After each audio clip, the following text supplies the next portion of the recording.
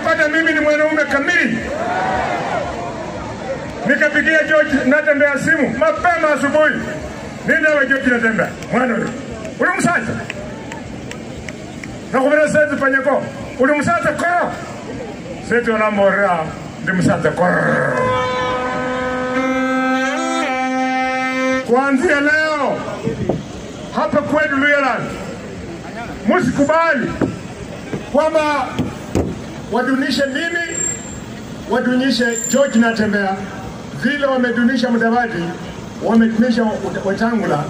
Tangu tutoke katika kura, Mudavadi ameseeka kwa sababu wanamfinya sana. Unaona kusatu kwa ndugu mmoja. Unama kufuananga. Maremo. We can't. We demand that Luhya leaders be respected.